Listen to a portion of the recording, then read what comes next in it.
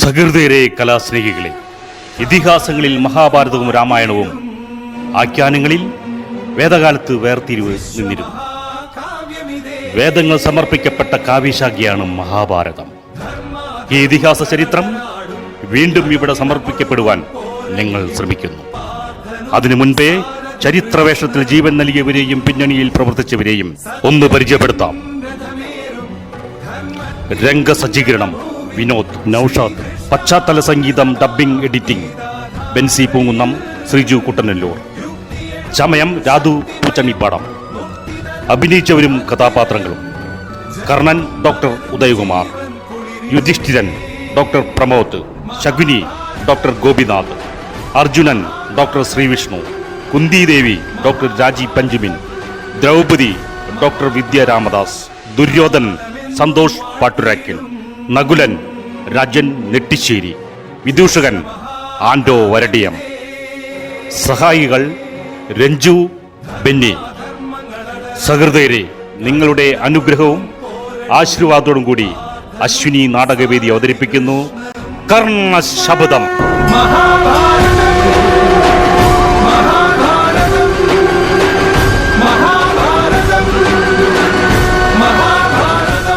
നാടകരചന സംവിധാനം നന്ദൻസ് അയ്യന്തോൾ.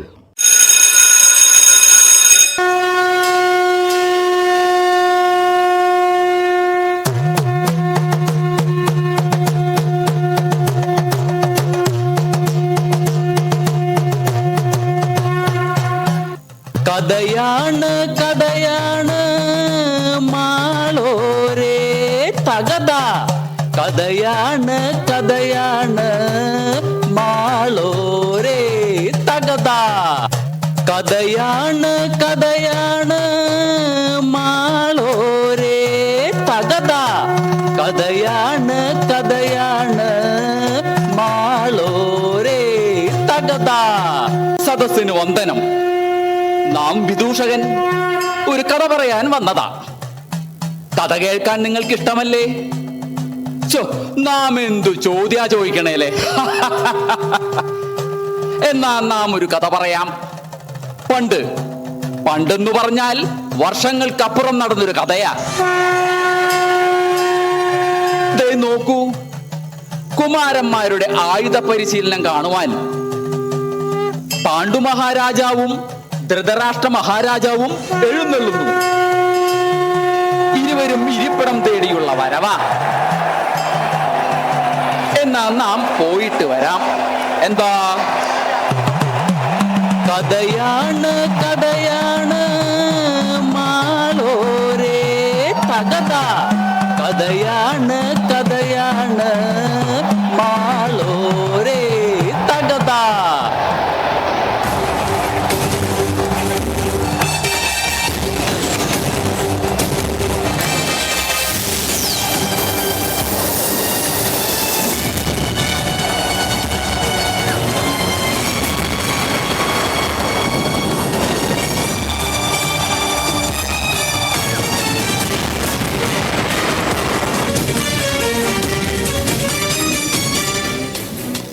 വിളിക്കാതെയും ചോദിക്കാതെയും ആയുധ പരിശീലന വേദിയിൽ എന്തിനു നീ വന്നു?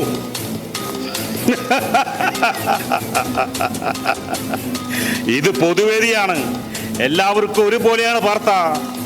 നിനക്ക് മാത്രം വിശേഷിച്ച് എന്തുണ്ട്? പൊതുവേദി സാധാരണക്കാർക്ക് ഉപയോഗിക്കുവാനുള്ളതല്ല, ക്ഷത്രിയർക്ക് വീരസാഹസ്യങ്ങൾ കാണിക്കുവാനുള്ളതാണ്.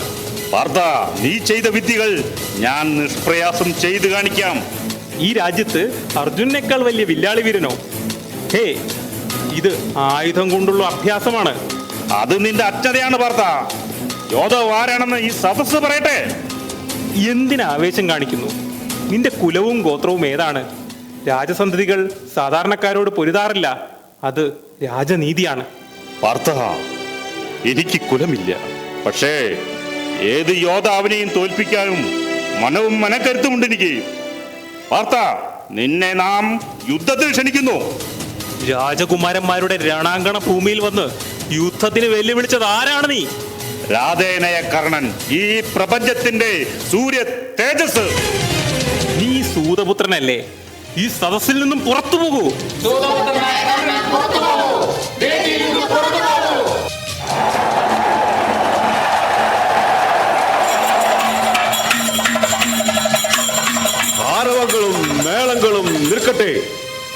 എനിക്കും ചിലത് പറയാനുണ്ട്.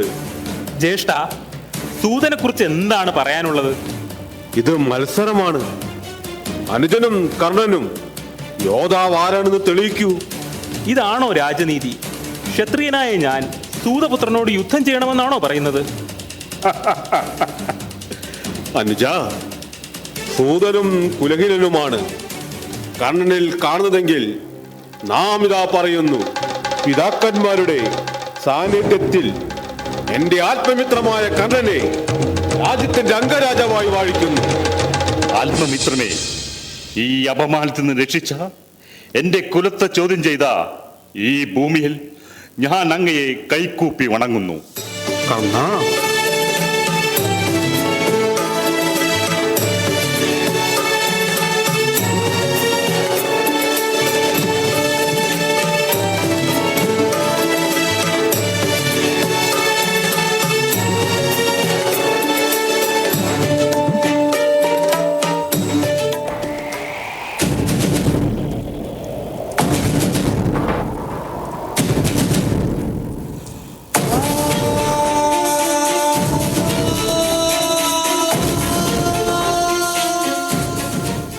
സ്വാഗതം സ്വാഗതം. ഹസ്തിനപുരി രാജകൊട്ടാരത്തിലേക്ക് വില്ലാളി വീരനും അംഗരാജാവുമായ കർണന് സ്വാഗതം. വന്ദനം. ഇത്തരത്തിലൊരു കൂടിക്കാഴ്ച നാം ഒട്ടും പ്രതീക്ഷിച്ചില്ല. പ്രതീക്ഷിക്കാത്ത പലതും ഈ രാജ്യത്ത് ഇനി നടക്കേണ്ടതായിരിക്കുന്നു. അതെ അതെ, മറുപക്ഷം പുതിയ അടവു നയങ്ങൾ സ്വീകരിക്കുമ്പോൾ നമ്മൾ ഒരുമിച്ച് നിന്ന് ചോദ്യം ചെയ്യണം. കർണനൊരു തീരുമാനമേ ഉള്ളൂ: അർജുനനുമായുള്ള യുദ്ധം. കർണ, അവസരങ്ങൾ മുന്നിൽ വരും. അന്ന് പഠിച്ച അസ്ത്രവിദ്യകൾ അർജുനന്റെ നേരെ പ്രയോഗിക്കണം. അതെ, പൊതുവേദിയിൽ ആക്ഷേപിച്ചത് അർജുനനാണ്. ആ കുലം നമുക്ക് ഇല്ലാതാക്കണം. അനന്തരവന് അതിനായുള്ള എല്ലാ സഹായവും നാം നൽകും. എന്താ? ബാല്യകാലം മുതൽ അനുഭവിക്കുന്നതാണ്.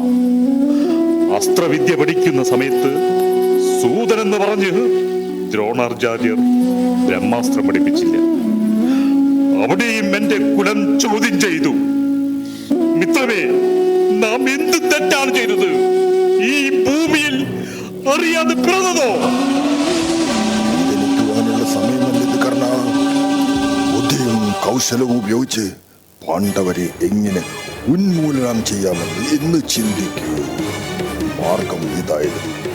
ലക്ഷ്യമാണ് പ്രധാനം. ലക്ഷ്യമാണ് പ്രധാനം. അതെ, ലക്ഷ്യം. ശത്രുക്കളാരോ വരുന്നുണ്ട്. ശത്രുക്കൾ വരട്ടെ, എന്തും നേരിടാൻ ഈ കർണനില്ലേ ഇവിടെ? കർണ, അമ്മാവൻ പറയുന്നതിലും കാര്യമുണ്ട്. ചൂടുകളൊന്ന് പിഴച്ചാൽ നമ്മൾ ഉദ്ദേശിച്ചതെല്ലാം പാതി വഴിയിലാകും. അതെ, ഒന്ന് മാറി നിൽക്കാം.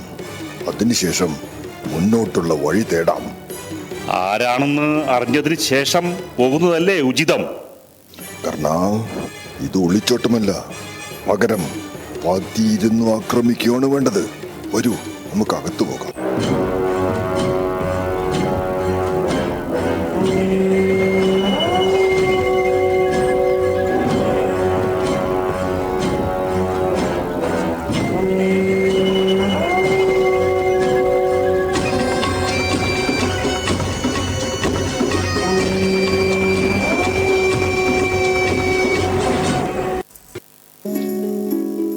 കുമാര, മത്സരം കഴിഞ്ഞതിന് ശേഷം നാം ശ്രദ്ധിക്കുന്നു നിന്റെ ഈ വിളറിയ മുഖം.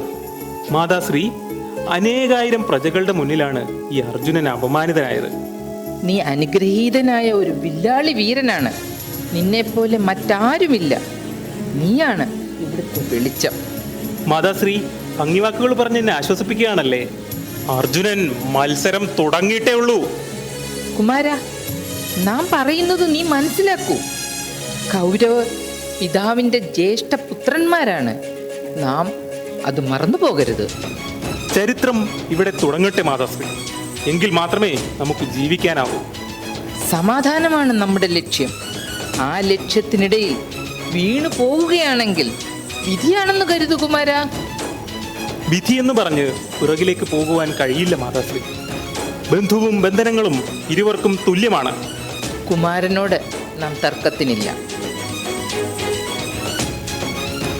കുമാര, മാതാശ്രീ, ആയുധാഭ്യാസം കഴിഞ്ഞ് യുധിഷ്ഠിരരെയും സഹോദരന്മാരെയും കണ്ടില്ലല്ലോ.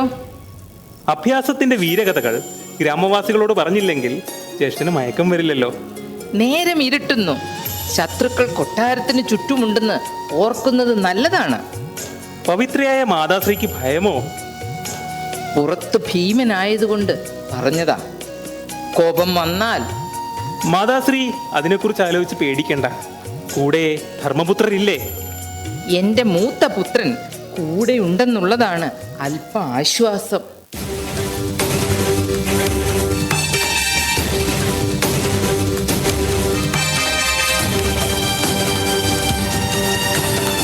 ഭീമസേന, ഹസ്തിനപുരിയിൽ കർണനോട് വിജയം നേടാൻ കഴിയാത്തത് ഹസ്തിനപുരിയിലെ രാജകൊട്ടാരത്തിന് അപമാനമാണ്. ഹേയ്, ഇത് ഭീമസേനനാണ്. ബലവും 1000 പേർ ഒരുമിച്ച് വന്നാലും എന്നെ ഒന്നും ചെയ്യാൻ കഴിയില്ല. പിന്നെയല്ലേ സൂതപുത്രനായ കർണൻ. അർജുനൻ ആരെയാണ് പ്രതീക്ഷിച്ചു നിൽക്കുന്നത്? ജ്യേഷ്ഠൻ എന്താണ് ഉരുവിടുന്നത്? ഇന്ന് നടന്ന സംഭവത്തിന് ശേഷം മാതാശ്രീ ദുഃഖത്തിലാണ്. ദുഃഖമോ? എന്തിന്? പിന്തുടർച്ച അവകാശത്തിന് വേണ്ടി ചിലപ്പോൾ ബന്ധങ്ങൾ മുറിച്ചു മാറ്റേണ്ടതായി വരും. കുരുവംശത്തിലെ ഹസ്തിനപുരത്തിന്റെ നേരവകാശി ജ്യേഷ്ഠനല്ലേ? കുരുവംശത്തിന്റെ മുതിർന്ന ശാഖയാണ് കൗരവർ എന്ന് അവർ അവകാശപ്പെടുന്നു. അതുകൊണ്ട് രാജ്യം വിഭജിക്കണമെന്നർത്ഥമില്ലല്ലോ. അനുജ, നാം ആരെയും ശത്രുവായി കാണുന്നില്ല. ക്ഷമ ശീലമാക്കണം. സ്വതേ കോപിഷ്ണനായ ഭീമൻ യുദ്ധം തുടങ്ങുന്നതിന് മുന്നേ സമാധാനം ആഗ്രഹിക്കുന്നു. കുലനാശം ഒഴിവാക്കുവാൻ നാം ക്ഷമിക്കുവാൻ തയ്യാറാണ്. പക്ഷേ ദുര്യോധനന്റെ ക്രൂരതകൾ ദിനംപ്രതി വർദ്ധിക്കുന്നു. പാണ്ഡവരെയും കൗരവരെയും 2 വിഭാഗമായി ചിത്രീകരിക്കുന്നത് ആ അമ്മാവൻ ശകുനിയാണ്. എന്ന് പറഞ്ഞാൽ കൊട്ടാരത്തിൽ ഭാവിയിൽ കൊടിയ വിനാശമുണ്ടാകുമെന്ന് സാരം. അതെ, യുദ്ധം മൂലം കുലം നശിക്കും. അതിന് നമ്മൾ കാരണമാകരുത്. അപ്പോൾ നാം കീഴടങ്ങണമെന്നാണോ ജ്യേഷ്ഠൻ പറഞ്ഞു വരുന്നത്? എന്നല്ല, സമാധാനം കാക്ഷിച്ച് ഒരു രക്തച്ചൊരിച്ചിൽ ഒഴിവാക്കുവാൻ ധർമ്മം പാലിക്കുന്ന ഈ ധർമ്മപുത്രൻ ബാധ്യസ്ഥനല്ലേ അർജുന? ജ്യേഷ്ഠന്റെ പുരാണങ്ങളോടൊന്നും എനിക്ക് സന്ധിയില്ല. പക്ഷേ ഒരു കാര്യം നാം പറയുന്നു, മറുപക്ഷം ആയുധങ്ങൾ ശേഖരിക്കുന്നു. അത് നിസ്സാരമായി കണ്ടാൽ മരിച്ചു വീഴുന്നത് നിലാരംഭരായ മനുഷ്യരായിരിക്കും. അർജുന,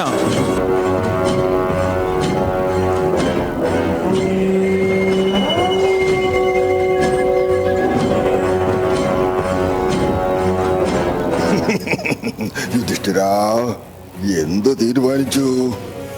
അമ്മാവൻ എന്താണെന്ന് പറഞ്ഞാലും രാജ്യത്തിന്റെ അധികാരം നിലനിർത്തുന്നതിനും സിംഹാസനത്തിന് മറ്റൊരു അവകാശിയില്ലാതിരിക്കുവാനും ഒരു സമവായം നാം കാണുന്നു. മനസ്സിലായില്ല. ഞാൻ പറയാം. ഹസ്തിനിപുരി കൊട്ടാരത്തിൽ നിന്ന് പാണ്ഡവർ മറ്റൊരിടം കണ്ടെത്തണം. കർണ, ഈ രാജകൊട്ടാരത്തിൽ നിന്ന് താമസം മാറണമെന്ന് ഉരിയാടുവാൻ നിനക്ക് എന്ത് അധികാരം? യുധിഷ്ഠിര, കർണൻ പറഞ്ഞതിലും കാര്യമുണ്ട്. അതായത് ഈ രാജകൊട്ടാരത്തിന്റെ ഭാഗമാണ് കർണൻ എന്ന് ധരിച്ച് എന്തും പറയാമെന്ന് കരുതിയാൽ അത് കേൾക്കുവാൻ ഈ ധർമ്മപുത്രൻ ബാധ്യസ്ഥനല്ല. യുധിഷ്ഠിര, ഇന്ന് പറഞ്ഞ വാക്കുകൾ ഒരിക്കൽ നിങ്ങൾക്ക് മാറ്റി പറയേണ്ടതായിട്ട് വരും.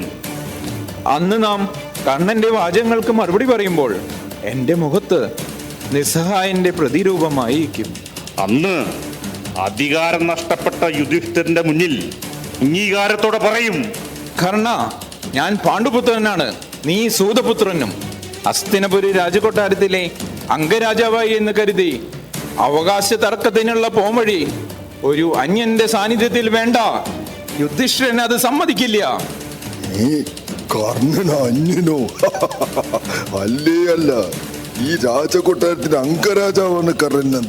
യുധിഷ്ഠിരൻ മറന്നുപോകുന്നു. അപ്പോൾ ഞങ്ങൾക്ക് നേരെയുള്ള ആയുധമായിട്ടാണ് കർണനെ കാണുന്നത് എന്ന് സാരം. യുധിഷ്ഠിര, കൗരവർക്ക് എന്ത് ത്യാഗം ചെയ്യുവാനും കർണൻ സന്നദ്ധനാണ്. കാരണം ഈ സമൂഹത്തിന്റെ മുൻപിൽ ശിരസ് താഴ്ത്തി നിന്നപ്പോൾ ഇരുകൈയും പിടിച്ച് മാറോട് ചേർത്ത് ആത്മമിത്രമേ എന്ന് വിളിച്ചത് ദുര്യോധനനാണ്. അതെ, പരിഹാസം നിറഞ്ഞ സദസ്സ്, ഒന്ന് വാവിട്ട് കരയുവാൻ കഴിയാതെ നിശ്ചലനായ അവസ്ഥ, ശരീരവും മനസ്സും തളർന്നുപോയി.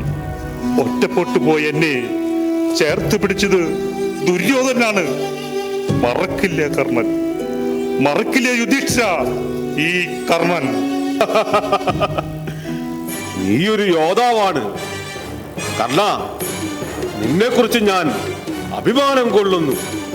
അപ്പോൾ എല്ലാവരും അറിഞ്ഞതിന് ശേഷമുള്ള കളിയാണല്ലേ? ക്ഷത്രിയൻ രാജതന്ത്രം അറിയുന്നവനല്ലേ? പക്ഷേ കരുക്കൾ നീങ്ങുന്നതിന് മുന്നേ എവിടെ പ്രയോഗിക്കണമെന്നാണ് പ്രധാന കാര്യം. ഈ രാജ്യത്തിന്റെ അധിപൻ ദുര്യോധനനാണ്. അനന്തരവനെ തോൽപ്പിച്ച് ഈ കൊട്ടാരവും രാജ്യവും കീഴടക്കാമെന്ന് ധരിക്കേണ്ട, അത് മിഥ്യാധാരണയാണ്. എന്തിനീ പിടിവാശി? രാജ്യത്തിന് രണ്ടവകാശി എന്തിന്? നാം എല്ലാം ഈ സമൂഹത്തിന്റെ പുത്രന്മാരല്ലേ? യുധിഷ്ഠിര, വർഷങ്ങളായി നാം അന്യോന്യം ജീവിച്ചതല്ലേ? എന്നിട്ട് എന്ത് സംഭവിച്ചു? അധികാര തർക്കം. ഈ തർക്കം അവസാനിക്കണമെങ്കിൽ ഒന്ന് വേർപിരിഞ്ഞേ പറ്റൂ. രാജ്യം വിടുവാൻ കഴിയുന്നില്ലെങ്കിൽ അധികാരം നിലനിർത്താൻ ആരാണ് സമർത്ഥനെന്ന് തെളിയിക്കൂ. രാജ്യങ്ങൾ തമ്മിൽ സംഘർഷമുണ്ടാകുമ്പോൾ പരസ്പരം ഒരു ധാരണയുടെ അടിസ്ഥാനത്തിൽ സമവായം ഉണ്ടാകാറില്ലേ? വളരെ ശരിയാണ്. പക്ഷേ ഇരുവിഭാഗം വിട്ടുവീഴ്ചയ്ക്ക് മുന്നോട്ട് വരുമ്പോഴാണ് സങ്കീർണമായ വിഷയങ്ങൾക്ക് ഫലപ്രാപ്തി കാണുന്നത്. യുധിഷ്ഠിര, ഒരു കുറുക്ക് വഴി നാം പറഞ്ഞു തന്നാലോ? ശ്രദ്ധിച്ച് കേൾക്കണം. പിന്തുടർച്ചാവകാശത്തിന് വേണ്ടി ഒരു പന്തയം, ജയിക്കുന്നവന് ഹസ്തിനപുരി കൊട്ടാരവും. എന്താ? അതെ, കൊട്ടാരം നിലനിർത്തുക മാത്രമല്ല, രാജ്യത്തിന്റെ പുതിയ ഭരണപരിഷ്കാരങ്ങൾ രാജ്യത്ത് നടപ്പിലാക്കുവാനും കഴിയും. രാജ്യം വിഭജിക്കുകയോ? ഒരിക്കലും നടക്കുവാൻ പാടില്ലാത്ത കാര്യം. സംഭവിച്ചേ തീരൂ, അല്ലെങ്കിൽ കൊട്ടാരത്തിൽ നിന്ന് പിടിച്ചിറക്കുന്ന. ജ്യേഷ്ഠൻ എന്താണ് ഈ പറയുന്നത്? ഇവിടെ നീതിയും ന്യായവുമില്ലേ? ധർമ്മപുത്രർ ധീരനാണ്. സമൂഹത്തിന്റെ മുന്നിൽ ധർമ്മം പാലിക്കേണ്ടവനാണ്. മറിച്ച് സംഭവിച്ചാൽ അത് അധാർമികതയാണ്. നീതി പാലിക്കേണ്ടവർ അധർമ്മം ഉരുവിടുന്നു, എന്നിട്ട് ഉള്ളവരെ ധാർമ്മികത പഠിപ്പിക്കുന്നു. ധാർമ്മികത വാക്കുകളിൽ മാത്രം പോരാ അർജുന. ഇന്നേവരെ കേട്ട് കേൾവിയില്ലാത്ത ആക്രോശങ്ങൾ. ഒന്നും നാം പറയാം. സൂര്യാസ്തമയത്തിന് മുന്നേ ഒരു തീരുമാനമുണ്ടായില്ലെങ്കിൽ ഒന്നും സംഭവിക്കില്ല ജ്യേഷ്ഠ. അർജുന, വാക്കുകൾ ഏറുന്നു. തുടർച്ചയായ പരിഹാസം നിയന്ത്രിക്കുന്നത് നല്ലത്. ഇത് പരിഹാസമല്ല ജ്യേഷ്ഠ, എന്റെ നിലപാടാണ്. എങ്കിൽ ആയുധമെടുക്കൂ. ഒന്നാം യുദ്ധത്തിന്റെ വിളംബരം ഇവിടെ തന്നെ തുടങ്ങട്ടെ. അതെ, ഐക്യപ്പെട്ടു പോകുവാൻ കഴിയാതെ ഇരുവരും തമ്മിലുള്ള സംഘർഷം മനസ്സിനകത്തൊരു വിഭ്രാന്തിയാകുമ്പോൾ അത് ഈ രാജ്യത്തിന് വേണ്ടിയുള്ള ഒരു പോരാട്ടമാകട്ടെ. എന്താ? കർണ, ഈ കുലം നശിപ്പിക്കാൻ വന്ന സൂതനാണ് നീ. നാം നിന്നെ പോരിന് വിളിക്കുന്നു.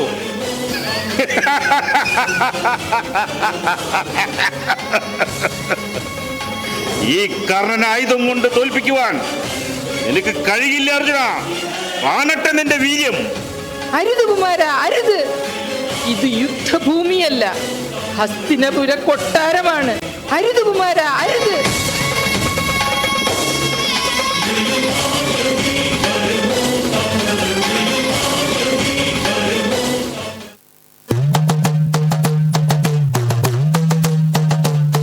കഥയാണ് കഥയാണ് മാളോരേ തകത. കഥയാണ് കഥയാണ് മാളോരേ തകത.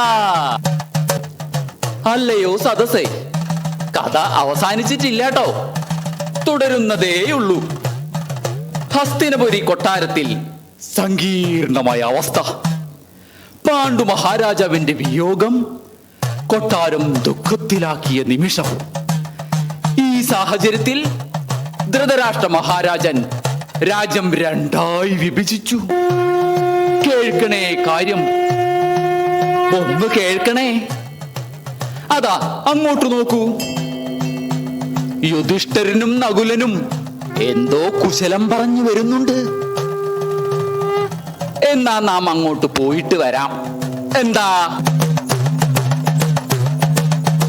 കഥയാണ് കഥയാണ് മാളോരേ തകത, കഥയാണ് കഥയാണ് മാളോരേ തകത.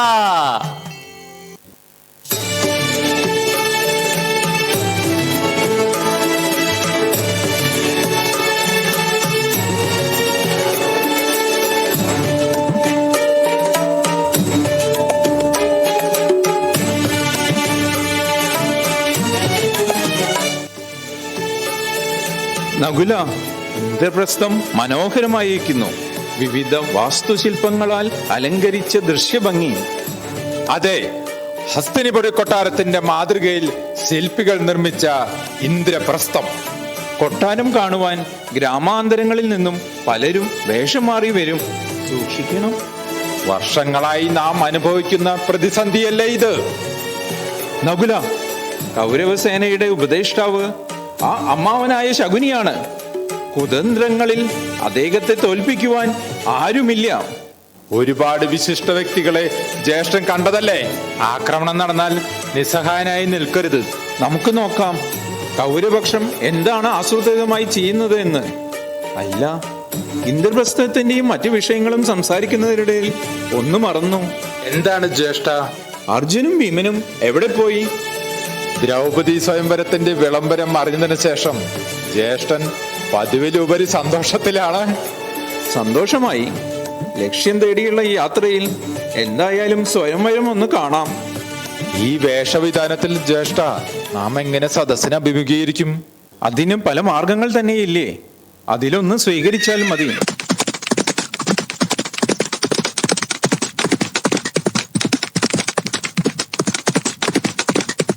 പുറത്തുനിന്ന് ആരോ വരുന്നുണ്ട് ജ്യേഷ്ഠ. വരുന്നവർ ആരാണെന്ന് അറിയില്ല. ഒന്ന് മാറി നിൽക്കാം.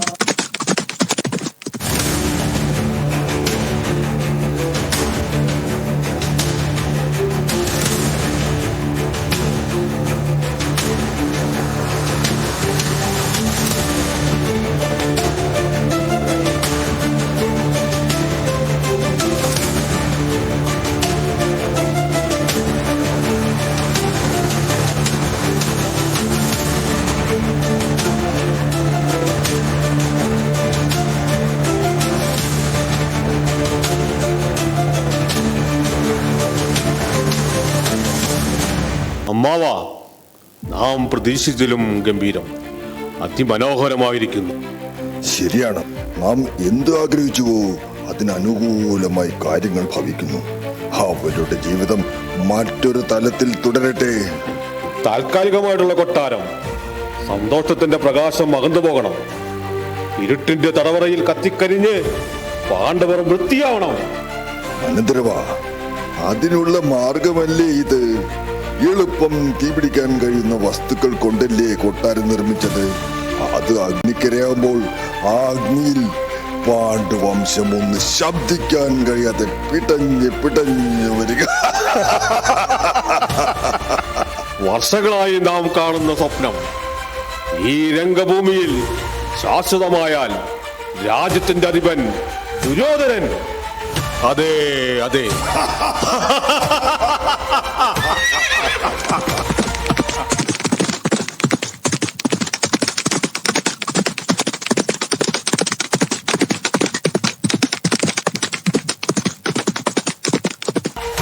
നഗരവാസികൾ കൊട്ടാരത്തിലേക്ക് മേള കാണാൻ വരുന്നുണ്ട്. വരുന്നവരുടെ ശ്രദ്ധയിൽ നമ്മൾ പെടരുത്. വരൂ, നമുക്ക് പോകാം.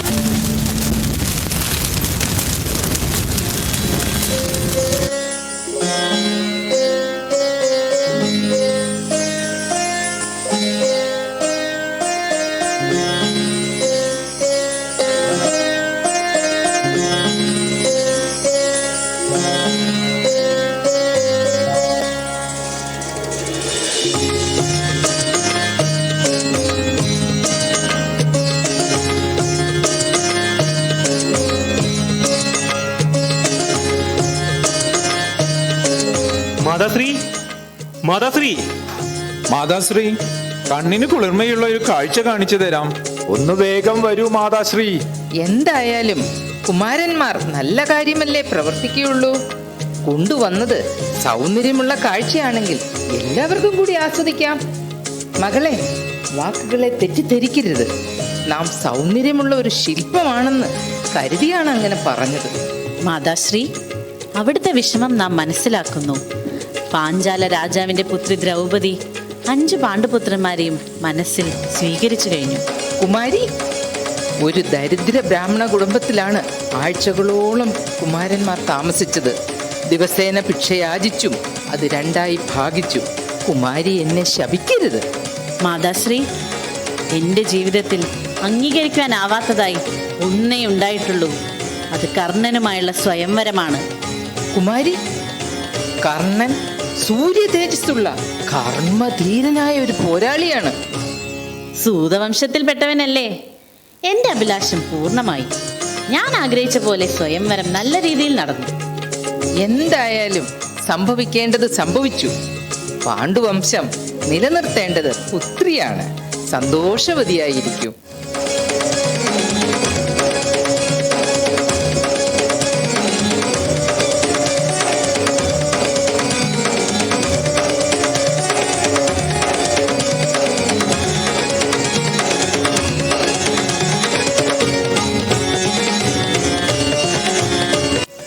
പ്രിയതേ, മാതാശ്രീ പറഞ്ഞ വാക്കുകൾ ഓർമ്മ വേണം.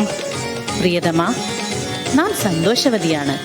ഒരു സ്ത്രീ 5 പുരുഷന്മാരെ വിവാഹം ചെയ്യുന്ന ധർമ്മമാണോ എന്ന് വ്യത്യസ്ത അഭിപ്രായം കാണാം. പ്രിയതേ, ആരെ എപ്പോൾ വിവാഹം കഴിക്കുവാനുള്ള സ്വാതന്ത്ര്യം അവകാശമല്ലേ? പുരുഷ കേന്ദ്രീകൃതമായ ഒരു സംസ്കാരത്തിൽ സ്ത്രീകൾ വ്യക്തി സ്വാതന്ത്ര്യം വിനിയോഗിക്കാറില്ല. പുരുഷന്മാർക്ക് മറിച്ച് സ്വാതന്ത്ര്യമുണ്ട് താനും.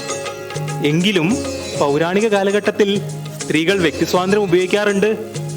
പതിമാർക്കും പത്നിക്കും പൂർണ്ണ സമ്മതമാണെങ്കിൽ ബഹുഭർത്തൃത്വം ധർമ്മം തന്നെയാണ്. പക്ഷേ വിശ്വാസങ്ങൾ നിലനിൽക്കുന്നത് കൊണ്ട് ചില നിബന്ധനകൾ അംഗീകരിച്ചു പോകേണ്ടതുണ്ട്. എന്താണത് പ്രിയതേ? ഒരുമിച്ചിരിക്കുന്ന അറയിൽ പ്രവേശിക്കരുത്. ഞാൻ അറിയാതെ ജീവിക്കുന്ന കൊട്ടാരത്തിൽ മറ്റൊരു മഹാറാണി പാടില്ല. പ്രിയതമേ, നീ എൻ്റെ ആദ്യ വസന്തമല്ലേ.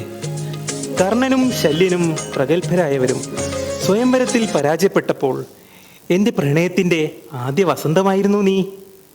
നിന്റെ താമരത്തണ്ട് പോലുള്ള കൈകൾ, മാൻപേട പോലുള്ള നയനങ്ങൾ, താമരമുട്ട് വിടരുന്ന മന്ദഹാസം, ഇതെല്ലാം എന്നിൽ പ്രണയകാവ്യമായി ഒഴുകുന്നു.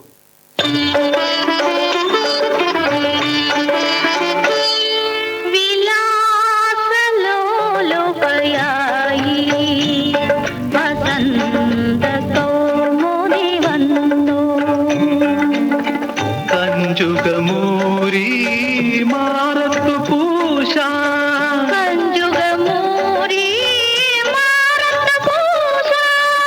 കളകത്തിണ്ണം നീക്കി വച്ചു,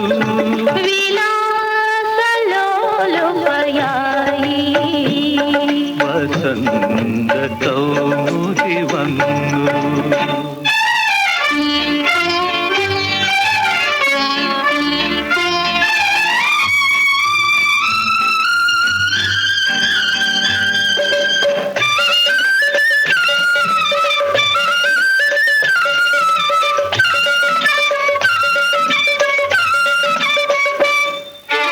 വനാന്ത ശീതള നളിനി,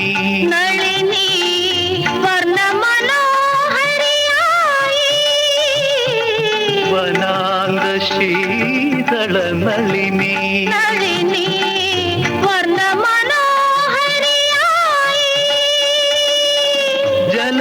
ജലദേവതമാർ ലീലാലോലം, ജലദേവതമാർ ലീലാലോലം നീന്തി നീന്തി നടന്നു,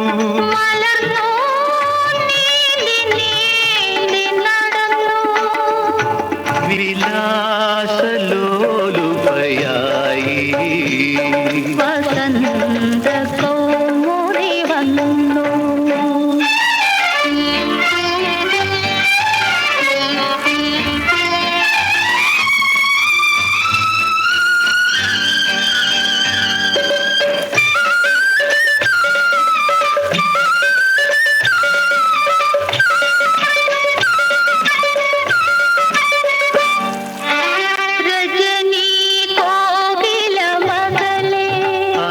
അകലെ മദകര സംഗീതമരുളി രജനി കോകില മകളെ അകലെ മദകര സംഗീതമരുളി മനസ്സുമുടലും പ്രണയലഹരിയിൽ മനസ്സുമുടലും പ്രണയലഹരിയിൽ മദന പൂജയ്ക്കൊരുങ്ങി ഇന്നിതാ മദന പൂജയ്ക്കൊരുങ്ങി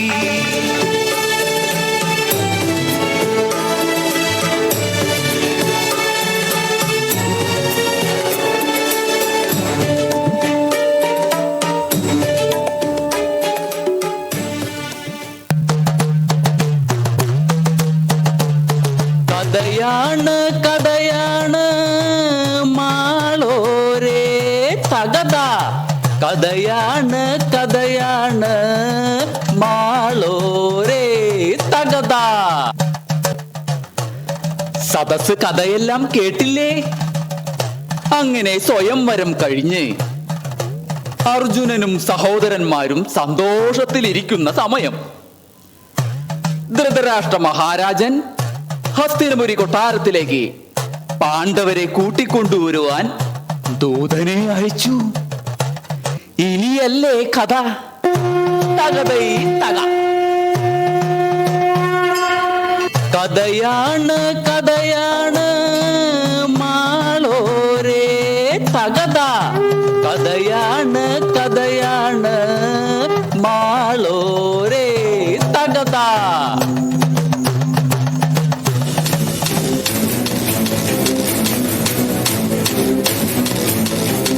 ആത്മമിത്രമേ, ഹസ്തിനപുരി രാജകൊട്ടാരത്തിലേക്ക് കുന്തിദേവിയെയും യുധിഷ്ഠിരനെയും വിളിച്ചത് ഒട്ടും ശരിയായില്ല. അതുമാത്രമല്ല, പിതാശ്രീ ചെയ്തത് രാജ്യം വിഭജിച്ച് പാണ്ഡവർക്ക് താമസിക്കുവാനും ഭരിക്കുവാനും തരിശരായ ഭൂപ്രദേശങ്ങൾ നൽകി. ഞാൻ ലജ്ജിക്കുന്നു ദുര്യോധന. ഇന്ദ്രപ്രസ്ഥം അവർ സ്വർഗമായി മാറ്റും. യുധിഷ്ഠിരനെ യാഗം നടത്തി കിരീടധാരണ ചെയ്ത് പുതിയൊരു ഇന്ദ്രപ്രസ്ഥമായി മാറ്റും. കേട്ടുകേൾവി, ഇന്ദ്രപ്രസ്ഥത്തിന് സമൃദ്ധിയും പാണ്ഡവരുടെ ശക്തിയും വർദ്ധിച്ചു. പക്ഷേ നാം ഇതെങ്ങനെ സഹിക്കും? അനന്തരവ, അസ്വസ്ഥനാകാതെ ഇത്രയും വലിയ പ്രതിസന്ധി നാം തരണം ചെയ്തിട്ടില്ലേ? ഇന്ദ്രപ്രസ്ഥം തിരിച്ചു പിടിക്കണം. പാണ്ഡവരെ ഭൂമിയിൽ ഇടം നൽകാതെ അവസാനിപ്പിക്കണം. കർണ, നമ്മുടെ മുന്നിൽ സമയം അപര്യാപ്തമാണ്. വരൂ, നമുക്ക് പോകാം. ദുര്യോധന, ഇവിടെ പോകുന്നു. ചില വ്യവസ്ഥകളുടെ അടിസ്ഥാനത്തിൽ മാത്രമേ പാണ്ഡവരെ നമ്മുടെ വരുതിയിൽ കൊണ്ടുവരാൻ കഴിയുകയുള്ളൂ. എന്ന് പറഞ്ഞാൽ മുന്നേ ഉപയോഗിച്ചൊരു പ്രയോഗം ചില വ്യവസ്ഥകളുടെ നിബന്ധനയിൽ നടപ്പിലാക്കണം, അത്ര തന്നെ. മനസ്സിലായില്ല മാവ. ഞാൻ ഉദ്ദേശിച്ചത് പകിടകളിയാണ്. മാസങ്ങൾക്ക് മുമ്പേ ഒരു പരീക്ഷണം നടന്നതാണ്. പക്ഷേ മനസ്സില്ലാ മനസ്സോടെ രാജ്യവും അവരുടെ സ്വാതന്ത്ര്യവും നാം തിരിച്ചു നൽകി. അതെ, നാം അന്ന് പറഞ്ഞതാ ഇത് വിഡ്ഢിത്തമാണെന്ന്. കർണൻ പറയുന്നത് വളരെ ശരിയാണ്. കയ്യിൽ കിട്ടിയ ആയുധം ഉപയോഗിക്കാതെ പോയി. എങ്കിൽ യുധിഷ്ഠിരനെ പകിടകളിക്ക് വിളിക്കൂ. എന്നിട്ട് ആൾമാരുടെ ജീവിതത്തിന് വ്യവസ്ഥ പരിഗണിക്കൂ. അതെ, വനവാസത്തിനായി വനങ്ങളിൽ 12 വർഷം താമസിക്കട്ടെ. കൂടാതെ 1 വർഷം അജ്ഞാതവാസവും. എന്നാൽ എത്രയും പെട്ടെന്ന് യുധിഷ്ഠിരനെ വിവരമറിയിക്കൂ.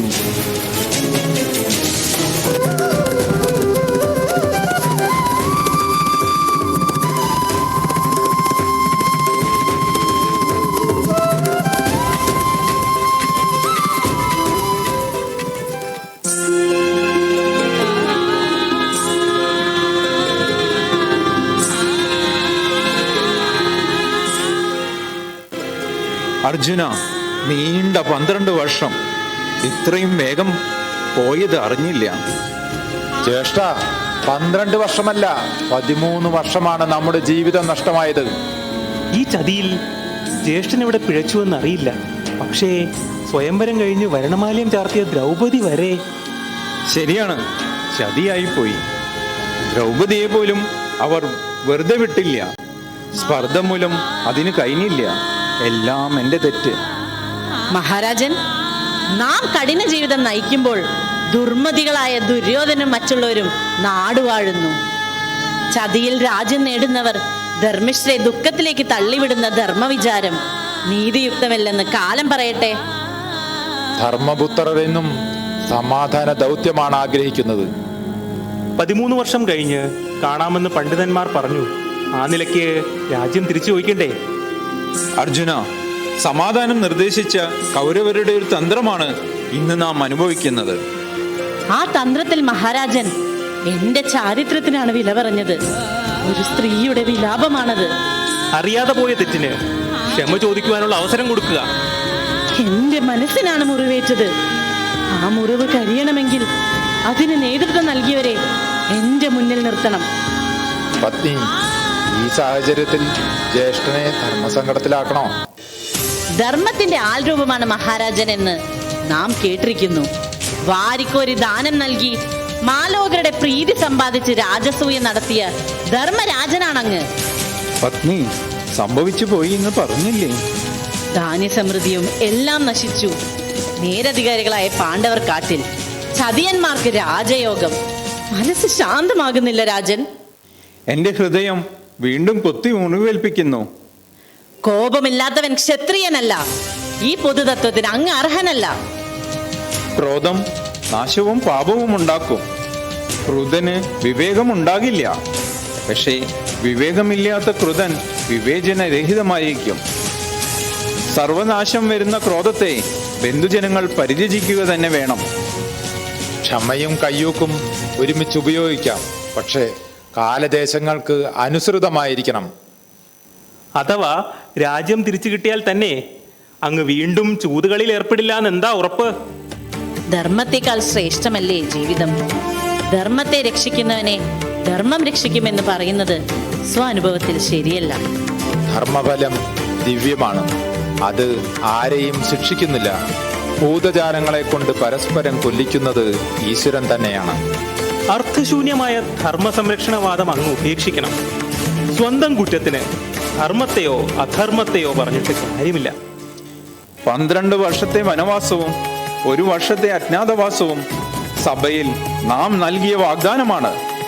അത് ലംഘിക്കുന്നത് സത്യവിരോധമാണ്. ദുര്യോധനോടൊപ്പം വലിയ സൈനിക ശക്തിയുണ്ട്. അവർക്ക് വേണ്ടത്ര ആയുധശേഷിയുമുണ്ട്. സൈനിക ശക്തിയില്ലാത്ത നമുക്ക് ജയിക്കുവാൻ കഴിയില്ല. യുദ്ധമുണ്ടായാൽ എല്ലാവരുടെയും മരണമായിരിക്കും. മനുഷ്യായുസ് അസ്ഥിരമാണ്. എപ്പോൾ എന്തും സംഭവിക്കാം. കഴിയുന്നതിലും വേഗം കാര്യം നടത്തണം. സമയം വരട്ടെ എന്ന് കരുതുന്നതിൽ അർത്ഥമില്ല. ഞാനും ഭീമനും വിചാരിച്ചാൽ രാജ്യം തിരിച്ചുപിടിക്കാൻ കഴിയും. പരമാധികാരം തന്നെയാണ് രാജാവിനെ സംബന്ധിച്ച് പരമധർമ്മം. അതുകൊണ്ട് കരുത്തും കൗശലവും ഉപയോഗിച്ച് യുദ്ധം ചെയ്ത് രാജ്യം നേടണം. വാക്ശൂലം കൊണ്ടാണ് പത്നി എന്നെ കുത്തി മുറിവേൽപ്പിക്കുന്നത്. അല്ല രാജൻ, എല്ലാം വിധി നിശ്ചയിക്കുമെന്ന് സമ്മതിച്ചാലും കുഴപ്പമുണ്ട്. കാരണം ഈശ്വരന് പകരം വിധി വരുമ്പോഴും മനുഷ്യൻ വിധിയുടെ കളിപ്പാവയായി മാറുന്നു. അതുകൊണ്ട് പൗരുഷം തന്നെയാണ് പ്രശംസനീയം. പൗരുഷയ കർമ്മം ധർമ്മമല്ല, അധർമ്മമാണ്. ക്രോധമല്ല പത്നി, ക്ഷമയാണ് ജീവിതത്തിന്റെ അടിസ്ഥാനം. മഹാമനസ്കത. മഹാരാജൻ, ഒരു സ്ത്രീയെ മാത്രമല്ല രാജ്യത്തെയും സംസ്കാരത്തെയുമാണ് കൗരവർ കലങ്കപ്പെടുത്തിയത്. സ്വാഭാവിക നീതി പോലും എനിക്ക് നിഷേധിച്ചില്ലേ? അതെ, നീതി നിഷേധം തന്നെ. ചരിത്രം ഇവിടെ ആവർത്തിക്കപ്പെടുന്നു. നീതി നിഷേധത്തിനെതിരെ ആയുധം കൊണ്ട് മറുപടി പറയണം. ജ്യേഷ്ഠ, 7 അക്ഷൗഹിണിയും വേണ്ടത്ര കാലാൾപ്പടയും സജ്ജമാണ്. സർവ്വസൈന്യാധിപനായി ദൃഷ്ടദ്യുമ്നൻ നേതൃത്വം വഹിക്കും. അതിനു മുന്നേ ചില വ്യവസ്ഥകൾ പറയാനുണ്ട്. പറഞ്ഞാലും ഭവതി. യുദ്ധം സൂര്യോദയത്തിന് മുന്നേ തുടങ്ങണം. 1-ൽ കൂടുതൽ പേർ ഒരാളെ ആക്രമിക്കരുത്. യുദ്ധത്തിൽ അടിയറു പറഞ്ഞവനെ മാന്യമായി തടവുകാരനായി സംരക്ഷിക്കണം. സ്ത്രീകളെ ആക്രമിക്കരുത്. ഓരോ ആയുധത്തിനും അതിൻ്റെതായ നിബന്ധനകൾ വേണം. രാജ്യം സംരക്ഷിക്കുവാൻ വേണ്ടിയുള്ള പടയൊരുക്കമാണ്. ആ പടയണിയിൽ വീണുപോവുകയാണെങ്കിൽ അന്യായമായി കാണുന്നതെല്ലാം നാം ചോദ്യം ചെയ്യേണ്ടതായി വരും. അതിൽ ബന്ധങ്ങൾക്ക് സ്ഥാനമില്ല. മനസ്സിൽ വിജയം മാത്രം, വിജയം.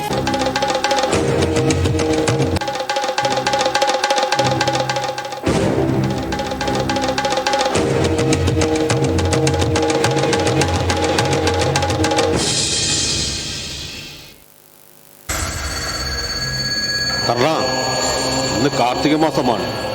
വെളുത്ത ത്രയോദശി, യുദ്ധത്തിന് അഭികാമ്യം. അനന്തരവ യുദ്ധം അനിവാര്യമാകിയാൽ നമ്മുടെ ശക്തരായ സാമന്തന്മാരിൽ നിന്നും പിന്തുണ തേടണം. പ്രിയമിത്രമേ, സർവസൈനാധിപനായി ഭീഷ്മപിതാമഹനുള്ളപ്പോൾ വിജയം ഉറപ്പല്ലേ? കർണൻ, അശുദ്ധാത്മാവ്, കൃപ, ശാല്യൻ എന്തിങ്ങനെ നീണ്ട നിരയുണ്ട്. വേണ്ടി വന്നാൽ കൃഷ്ണന്റെ സഹായവും തേടാം. അമ്മാവൻ എന്ത് വിട്ടിത്തരമാണ് പറയുന്നത്? അർജുനന്റെ പിൻഗാമിയാണ് കൃഷ്ണൻ. എങ്കിൽ അർജുനനും കൃഷ്ണനും തുല്യമായ ശക്തിയും സാമർഥ്യവും കർണനില്ലേ? എല്ലാ അഭ്യസ്തവിദ്യകളിലും ഒന്നാമായി ജനിച്ചവൻ, സൂര്യ തേജസ്സാണ് കർണൻ. അതെ, എന്റെ അമ്മയ്ക്ക് പിറക്കാതെ പോയ മകനാണ് കർണൻ. ഏതാപത്തിലും നമ്മെ സഹായിക്കുവാൻ, മുന്നിൽ നിന്ന് ആയുധം തൊടുക്കുവാൻ കർമ്മധീരനായ യോദ്ധാവ്. മിത്രമേ, കർണൻ എന്നും കൗരവപക്ഷത്തുണ്ടായിരിക്കും. കാരണം എന്നെ സമൂഹത്തിന്റെ മുന്നിൽ ചേർത്ത് പിടിച്ച് ഞാൻ സൂതനല്ലെന്ന് പറഞ്ഞത് കൂടെ നിർത്തിയത് മിത്രമാണ്. ആ കർണൻ മരണം വരെ അങ്ങയുടെ കൂടെ ഉണ്ടാവും. പോയി വരൂ മിത്രമേ, വിജയ് ഭവ.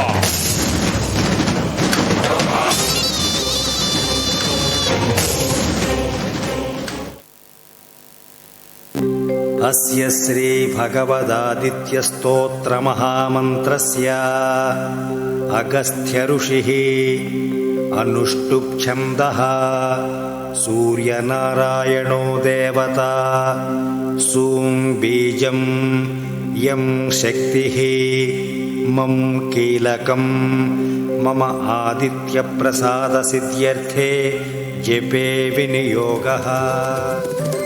മാതാശ്രീ ഉപേഷ്ടയായാലും ഞാൻ കർണൻ, രാധയുടെയും അതിരുതിന്റെയും മകൻ. കുമാര, നീ എന്റെ ആദ്യ ജാതനാണ്. കൗമാരപ്രായത്തിൽ അവിവാഹിതയായ അമ്മയ്ക്ക് പറ്റിയ തെറ്റ് അല്ലേ? ആവശ്യമില്ലാത്ത കുട്ടിയെ നദിയിൽ ഉപേക്ഷിച്ചാലും ഞാൻ വിലപിച്ചത് നീ അറിഞ്ഞില്ലല്ലോ. ദിവ്യപിതാവായ സൂര്യന്റെ ഭാവമാണ് നിനക്കുള്ളത്. ഞാൻ ആദ്യജാതനായിരുന്നെങ്കിലും വാത്സല്യമോ പരിചരണമോ ലഭിച്ചിട്ടില്ല. അമ്മ എന്നെ ഒരു ശത്രുവിനെ പോലെയല്ലേ മാറ്റി നിർത്തിയത്? കുമാര, അമ്മയുടെ വേദന എന്താണെന്ന് നിനക്കറിയില്ല. വർഷങ്ങളായി മനസ്സിൽ കൊണ്ടു നടന്ന രഹസ്യം മറച്ചുവെച്ചു എന്നുള്ളത് തെറ്റ് തന്നെയാണ്. മാതാശ്രീ വന്ന കാര്യം പറയും. കുമാര, യുദ്ധം ഒഴിവാക്കണം.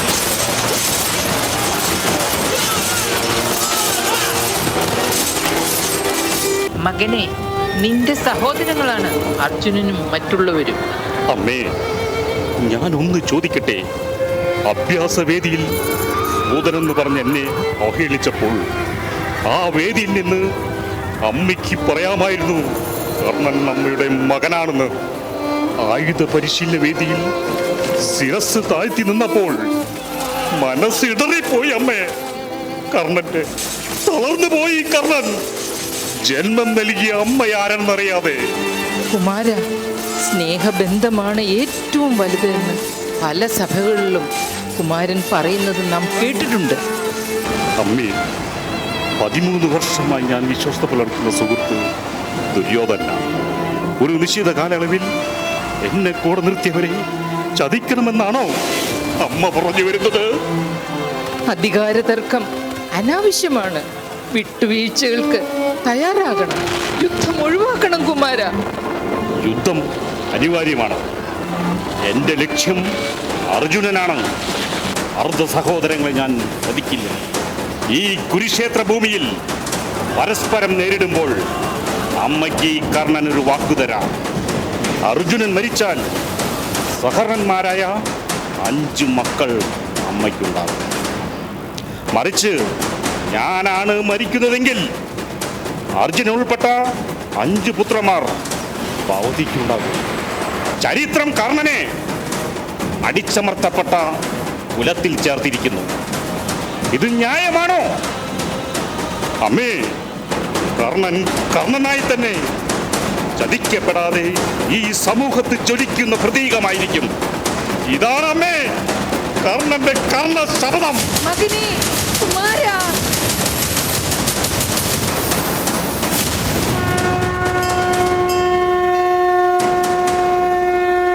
യദാ യദാ ഹി ധർമ്മസ്യ ഗ്ലാനിർഭവതി ഭാരത അഭ്യുത്ഥാനമഹം